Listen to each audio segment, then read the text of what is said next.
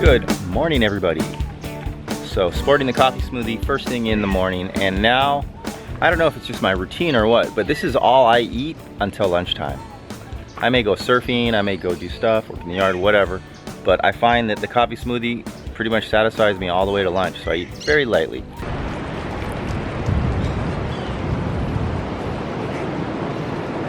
All right, guys, so what we're gonna do today is we're gonna do a little contest drill. Somebody asked, I don't have my internet right now, so I can't see who actually asked this question, but they want to know what is it like surfing a contest and how does the judging work, kind of like that. Well, Atua's not doing a whole lot of contests right now because, well, we're just kind of not really into contests right now, and I think it's mainly because we just don't like being told what to do. We like to do our own thing, and surfing a contest is almost like you're just being told what to do. You have 15 minutes, you know, you have to do it this, you can't paddle over here, you can't do this, you can't do that. They're fun, but we're a little bit just kind of not into them right now. But it's still good to kind of keep the practice up. So what we're gonna do today is, Atua, what are we gonna do? Like some surf competition, surf heat drills. All right, so basically Atua's gonna paddle out, and as soon as he waves his hands in the air, I'm gonna start the clock 20 minutes. And he's gonna catch as many waves as he can, and that's it. Most contests in the amateur level, the heats are only 15 to 20 minutes long, which is like, I mean, it goes by so quick.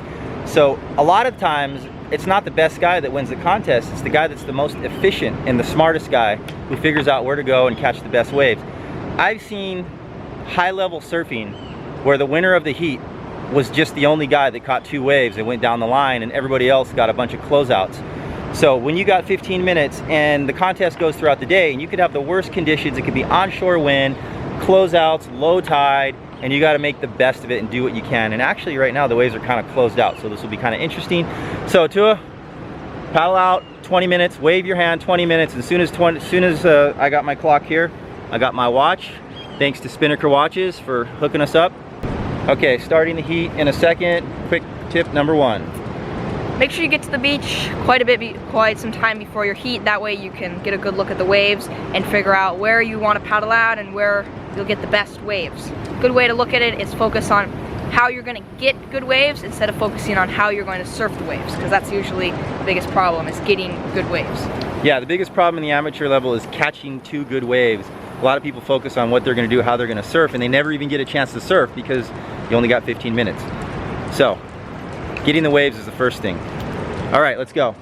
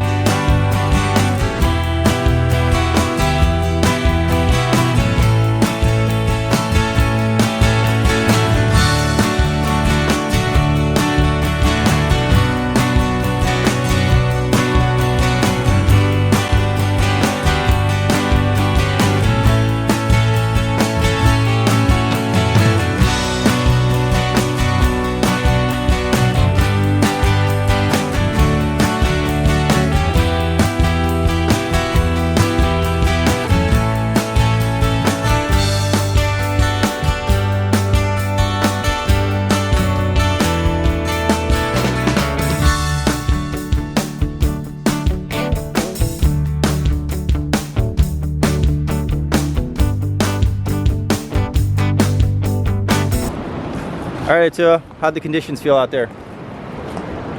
Felt like I was always in the wrong spot. I kept seeing, I'd be sitting here and I'd see a wave down there. I was like, oh, I'm gonna go over there. I'd go over there and then the wave would be where I was. I'd go back over there and then the wave would be back. Were you pushing yourself like in a real contest? Yes.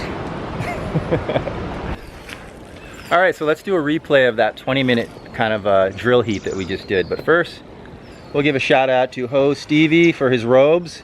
You wouldn't think we'd be using these all the way in Costa Rica, but the kids love them. They take a shower and then they throw their robes on, and then they just dry off, and then they pop them off after a couple minutes. Okay, replay. So this is to give you an idea of how typical a heat can go. So Atua paddles out, and then he waves his hands to let me know, okay, start the heat. Boom. I start the 20-minute timer. There's a lot of current out there. He was having a hard time finding out where to be. It took you about 11 minutes before you caught your first wave. Was it tough? What did it feel like? Yeah, I felt like I kept being in the wrong spot.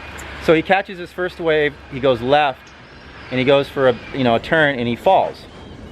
So then he paddles back out, and now he paddles back out, and he's at about 13 minutes. More than half of the heat is gone. Now typically a lot of people start freaking out because they're like, I don't have a good wave yet, and I have less than half of my heat left. So then he paddles back out, and he repositions himself, and then he catches his best wave right at about, I would say there was only like maybe 4.5 minutes left in the heat. He catches that nice right, gets the perfect basically heat wave where he does a turn, a cut back, and then he finishes with the lip line floater. And then he rushes out with just like a couple minutes left, and he gets one more right where he gets one turn off. And that's it, the heat's over. Basically he caught like 3 waves in 20 minutes. So that's just want to give you guys kind of a typical scenario of what a heat can happen.